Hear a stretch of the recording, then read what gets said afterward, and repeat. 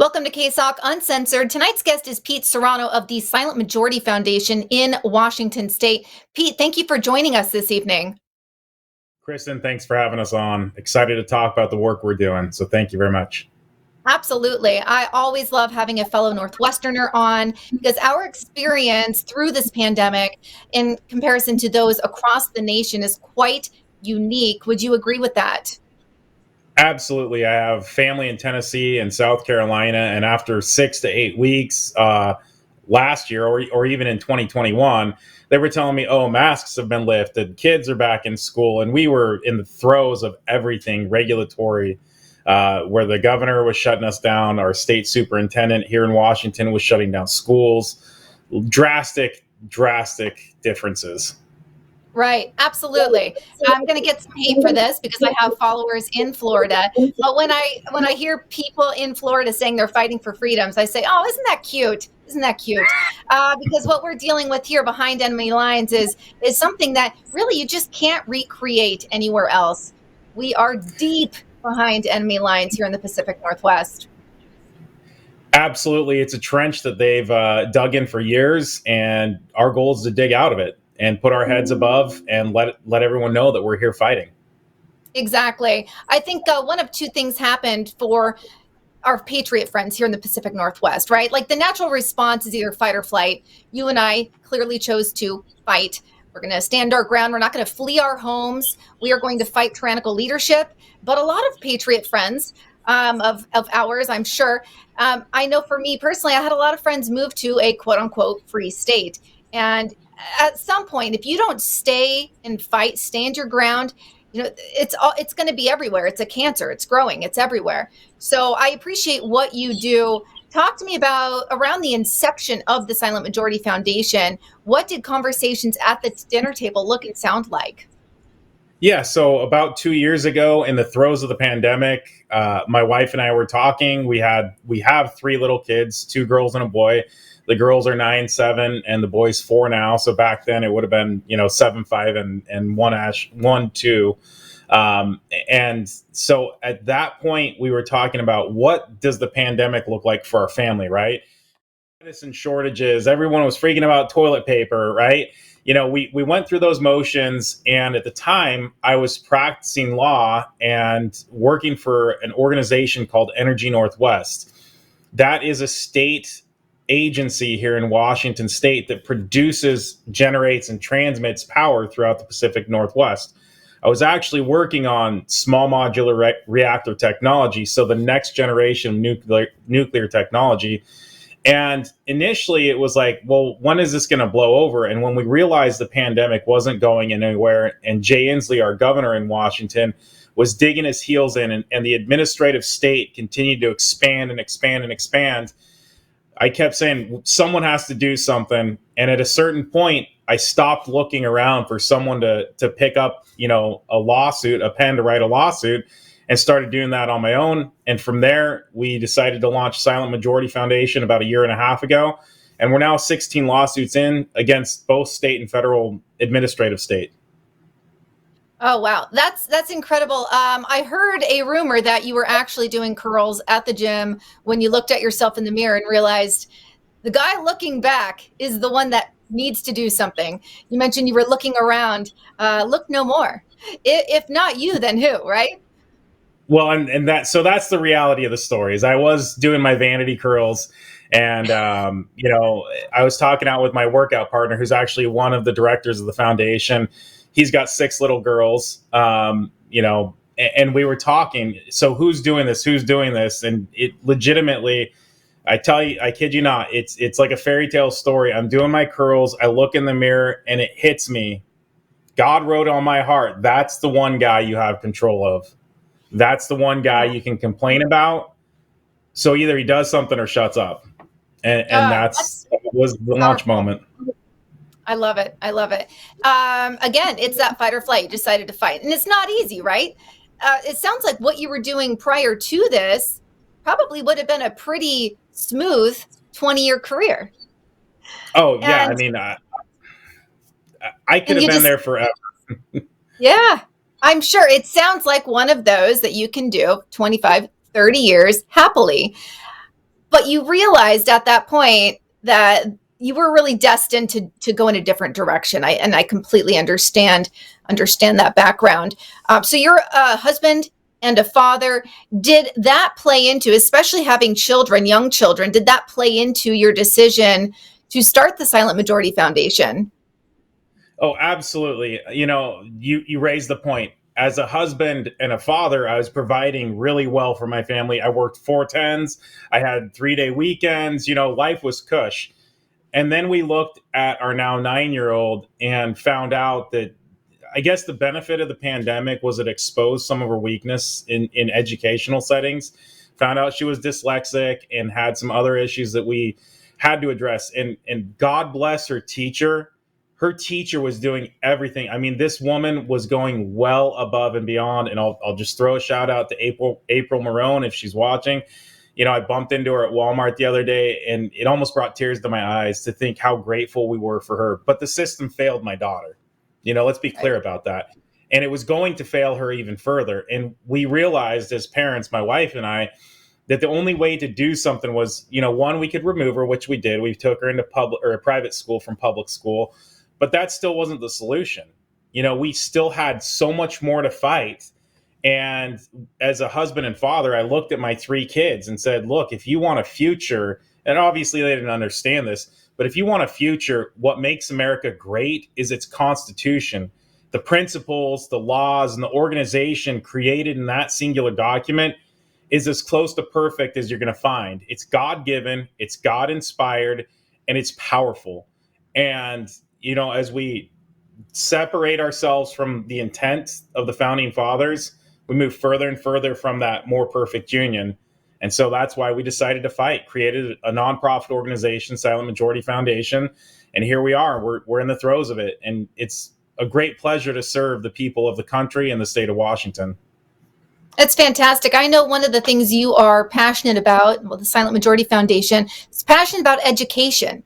And when we look at some recent reports, it shows that 20 to 25% of U.S. citizens understand the U.S. Constitution. And that is down from 60% average 30 years ago. We are going in the wrong direction. So that education of your rights is crucial. Yeah, I will say I'm probably a one-offer. I have my scriptures in a book that has the Constitution on my nightstand, and I tend to turn to either one or both of those. I've got a great book called The Founder's Bible, which is, I think it's a King James or New American Standard Version, but it's also got the history of our country. How did Benjamin Franklin or other lesser known Benjamin Rushes of the world, how did they utilize the Bible and God's word to actually promote this country? I look at that and I think, if everyone had that copy of the Constitution handy, and you can get it for free, you can get it cheap, you could become self-educated. And our organization really wants to educate, advocate, and then last stop is litigate. I'd rather not be in a courtroom, but in a classroom telling folks, whether they're children or adults, here's the Constitution, here's what you have absolute rights to, and here's how we can help you empower yourself with that knowledge. That's our education and our advocacy piece. And we're very proud of the work we're doing there. Our goal this year is to work on a course or borrow a course from a friend of ours on American civics and what are the duties and responsibilities as an American. It's not just what does the Constitution give you, but what are you bound to as an American to make this place better? Right. Oh, I love that. And something that's really important to me is the fact that you work to educate students as well. I feel like a lot of times I follow a lot of people, and I do feel that students do get lost in the mix when it comes to, for instance, mandates. Not a lot of people realize that over 1,000 universities and colleges in the United States require that college students go back to the campus only if they've been vaccinated. And so the fact that you are there to help educate the students on their rights is so critical, especially at their young, vulnerable age. Talk to me a little bit about what you're doing for the college student age. Yeah, so early on in the pandemic, we had a student athlete reach out from Central Washington University. He's playing basketball, and he said, "Listen, I've got to get the shot in order to play basketball," and I oppose that. His mom is here in Tri Cities, and she brought the issue to us, and we actually drafted a letter objecting to it. And he circulated it amongst not just the basketball team, but other student athletes. And by the time it finally circulated to the dean or the athletic director, eventually the shot mandate, or at least the booster mandate, was dropped. So I don't believe it's any coincidence that we offered it to this young man and he circulated it. And then all of a sudden, a couple weeks later, oh, hey, guess what? This is no longer a requirement. One of the other things we did early on was we had students in the Tri-Cities at a high school who were they were doing different demonstrations related to sexual assault, which apparently is more prevalent than you and I probably experienced in high school. I mean, I'll speak for myself. I didn't experience it, but Same. yeah, and looking at that, and these same kids wanted to protest mask mandates, and they said, "No, you can't do that." Well, why can we protest sexual assault, but we can't protest the mandates? And so we actually educated these students on, okay, if X happens with your teacher, here's your response. If Y happens with your principal, here's your response. Here's the code of education. Here's how they're supposed to, if they're going to take any punishment, here's how they have to do it. And we really educated them on what the process was. And it was very process driven. And they realized that, oh, these teachers are really stepping outside of their realms. And so fundamentally, we educated them on how any punishment would be doled or should be doled, if at all. Ah, that is so powerful. It really is. Knowledge is power. And as I mentioned earlier, in just a few studies, it shows a lot of people lack the knowledge, the basic understanding of our God-given rights. So thank you for what you're doing. Let's talk about some of the lawsuits that I know in 2022, you had a really busy year. I know you have some here in the future, 2023, here we are. What do you have going on as far as lawsuits are concerned? Yeah, right now, our active litigation is, I think, 8 or 9 cases. We brought a total of 16. Several were resolved, some were dismissed. But we're still suing the President of the United States of America on behalf of Department of Energy workers and government contractors for his executive orders related to their employment. That case was dismissed at the district court. So in the federal court level, the lowest court dismissed it. We appealed it to the Ninth Circuit. We're briefing that. That's due. The briefs are due in the next 3 weeks. And so we'll have some type of oral argument, hopefully in the next 90 days, and a decision from the Ninth Circuit Court of Appeals. And if you're paying attention to these contractor mandates, the Sixth Circuit has been very favorable to the employees. So we believe that the tides are turning, and we want to be part of that. So that's one active case. We've got 2 gun rights cases here in Washington. They've got the large capacity magazine ban, which is anything greater than 10 rounds. For most of us, it's standard capacity, but the legislature arbitrarily redefined those. And so we've sued on behalf of a couple of plaintiffs for that law to challenge that law. We should have a decision here very soon. And then we actually had a client who, unfortunately, the Attorney General has gone after his shop and brought 4 Consumer Protection Act violations against this shop for selling these magazines. And so those are probably most of the headlining cases that we have right now. Again, we've got several other things. We've sued Peace Health for the non-Pacific Northwesterners. That's a large hospital system and healthcare system. Yeah, and we've sued, as of right now, we started with 22 plaintiffs. These are terminated, or folks on leave without pay. So they're effectively terminated, but they can't get another job unless they fully drop out. They can't get unemployment benefits. It's really problematic that they're in this awkward position of they're still on the roster, but they're not able to get pay, and they're not able to pick up work at a Peace Health facility. So we've sued Peace Health in a class action manner. Again, we started with 22. I think we're up to 50 plus now. But we've alleged that based on what we know, we could see in the numbers of hundreds, up to 800 people who have been placed on leave without pay, who have some recourse, in our belief, against Peace Health. Wow, those numbers are staggering. So there's up to 800 people that would qualify or at least fall into the parameters for this class action. Wow, Yep. that's Yep. incredible.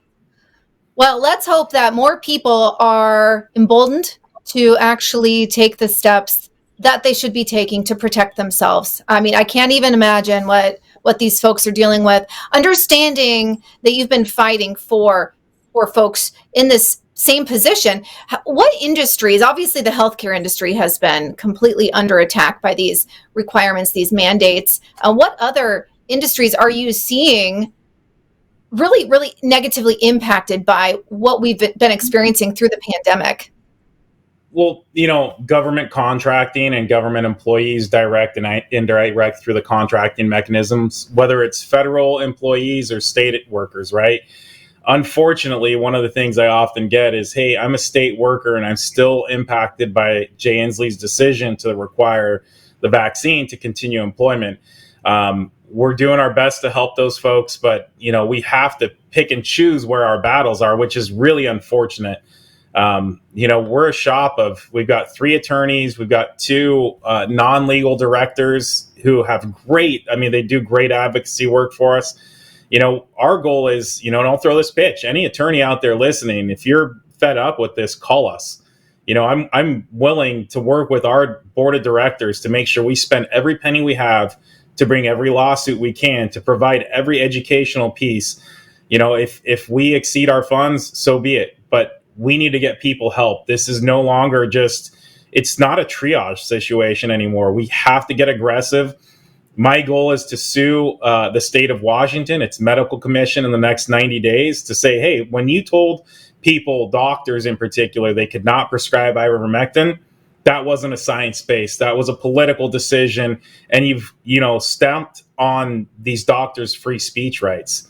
So we've got a lot that we're moving towards. I've told our folks, I want to stop playing defense and I want to go on offense in 2023. And that's fundamentally our goal, is to bring it to the state and let the state defend, rather than us saying, hey, state, you violated my rights. Now I want a piece of the pie.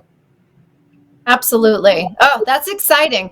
I know not a lot of people like to do New Year's resolutions, but is that like your your version of a New Year's resolution for the Silent Majority Foundation? Sadly, I'll tell you this, and this is really personal. My New Year's resolution is to be home with my family a little bit. Yes. Because the amount of work that we've been undergoing. But the New Year's resolution for the foundation is, we absolutely have to hire 2 more attorneys and 1 more paralegal.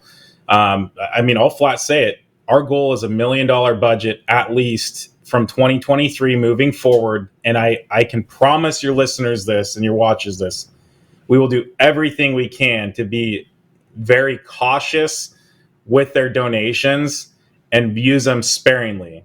Where I can get away by co-counseling and not having to pay outside counsel, I'll do that. It may means that we get less of the share of any funds, but our goal is to be very, very, very discreet with our resources and wise stewards of those funds. I appreciate that. And actually, this is a perfect time. Can you share your amazing website? I say amazing. You guys will understand in just a minute here. Yeah. Where can they find you? Yeah, it's smfjb.org. And so just if you want to throw together 2 wonderful things, Silent Majority and fjoebiden.org, there you go, smfjb.org.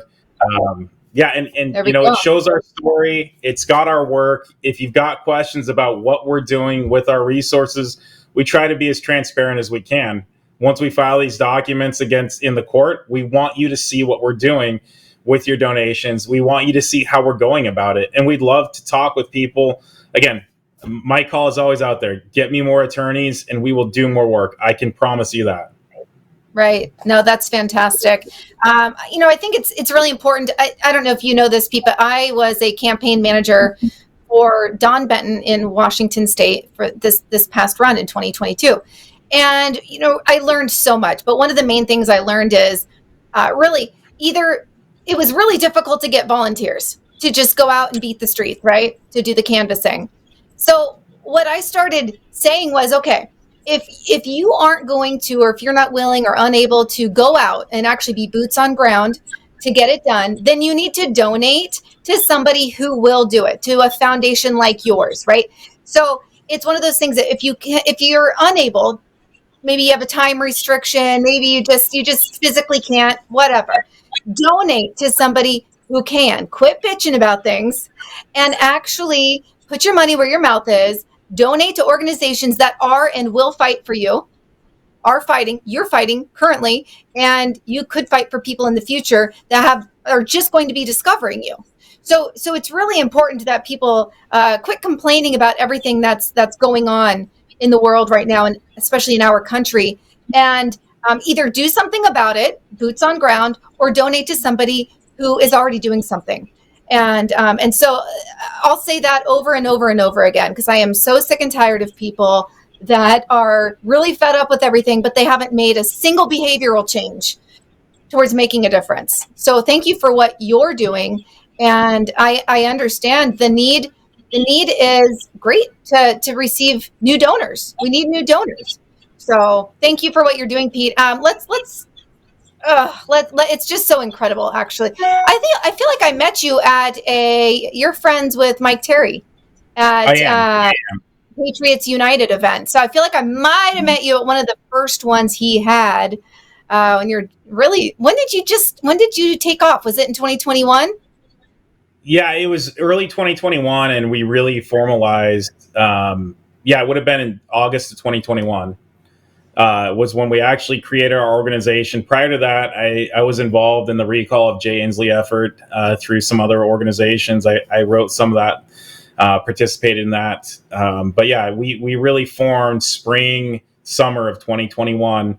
And so fortunately through Mike Terry and Patriots United, we've been up and down to Vancouver a handful of times or thereabouts. And we're blessed to have one of the attorneys that actually, she wasn't really involved in that, but she's down in Camas. Karen Osborne's phenomenal. We picked her up, and so she's kind of local boots on ground there. And yeah, I mean, look, it takes all kinds. Everybody has a role, and that's what I want to. I may put the call in for more attorneys because that's how I work, right? But there are plenty of other people and other resources. I've had people reach out. Hey, I'm a former biology teacher. I can review some of the scientific articles and give you my thoughts on them about, say, ivermectin or remdesivir or any type of treatment. Sure, you know what? Bring that to us because I'm not an expert. I'm not trained in sciences. We have so many needs where we're happy to have volunteers. Sometimes it takes a little more to organize folks than we have bandwidth for immediately. So please don't be put off if it's like, hey, I see your skill set. I appreciate your offer. It's going to take a couple months for me to really wrap my head around how we can utilize your talents. But look, we all have different talents and diverse skill sets. So we are absolutely happy to have people. If you can donate, great. If you can assist, great. If you can pray, wonderful. Pray for us. It sustains us. There are plenty of days where I get up. I'm sure the same thing for you. And you're a little bit depressed of like, oh, geez, how long can we fight? God has a plan. Yeah. I don't know what it is. I'll fight as long as he tells me to. Yes, I love that. I absolutely have had those days. Really all throughout, I've been fighting since like June of 2020, married to a Portland police officer. So during all of the riots and all of that nonsense, I was very much activated. And there are absolutely days where I just feel like, what's the point? Especially after the 2022 election, the midterms, it was very discouraging. But, we keep going. And I agree with the power of prayer. I just pray, give me direction. Use me where I need to be used. And I'm sure you're doing the same thing. And yeah, I completely agree. And even Juan, our producer, I just want to point out, Juan does so much behind the scenes. He's producing this right now. And for someone like that, especially also who's a veteran, Air Force veteran, and just has done so much for the country, it's been a hit for him too. And with everything he does, fighting by airing shows like this, we've all had those days, but we keep going and we get the word out and we do what we can. Absolutely. So certainly that's one thing I'd be remiss not saying. To Juan and all of our service men and women, thank you and God bless you. To your husband who's on the police department, I know it's extremely discouraging. I was very close out of college now 20 years ago to working for Sacramento County Police Department. My dad had a very long and very solid career there. So just the name alone carried weight within the department. I decided not to do that. And that's because God prepared me now 20 years down the road for this fight. So, God bless everyone out there on the streets, whether it's overseas or here locally. Thank you very much for your sacrifices for our men and women who are out there protecting us. We actually brought a case in Texas on behalf of the Coast Guard members who were under the vaccine mandate, because that was the one branch that was kind of left behind. They're kind of that unnoticed group that does. Ironically, recently I read an article that they saved, it was like hundreds or thousands of pounds of drugs that were imported, and the Coast Guard saved us. They don't get their due recognition, so we wanted to make sure they knew that someone stood for them for standing for us. I love that. You're spot on, because that's definitely not one of the first groups I think of when I'm thinking of the military. So that's great that you were there for them. And one of my cousins was a Coast Guard member, actually. So that's fantastic, because they have been forgotten about. Well, I appreciate everything you do, Pete, and I feel like we've all made sacrifices, but I love your New Year's resolution of being home more. And you know what? If you're able to get those new donors and get a few new attorneys on board, I definitely see that in your future. So thank you for everything you're doing. Once again, can you tell people where to find you and where we can follow you? Yeah, absolutely. smfjb.org. Just again, silent majority, and fjoebiden.org. That's our website. We've got Instagram, and I know I'm going to miss them all, but we've got our Instagram page. We've got a Facebook page for Silent Majority Foundation. Follow us on those ones. Those will kick you over to, I think we're going to do Gab. We've got, again, True Social. So we're expanding our social media presence. And if you're ever in Pasco, Washington, and want to stop by and say hi, just send us an email and say, hey, I'm passing through. We're happy to have folks stop in and see what we're doing, where we are and how we're fighting. It's not pretty, but, we're making the best out of everything.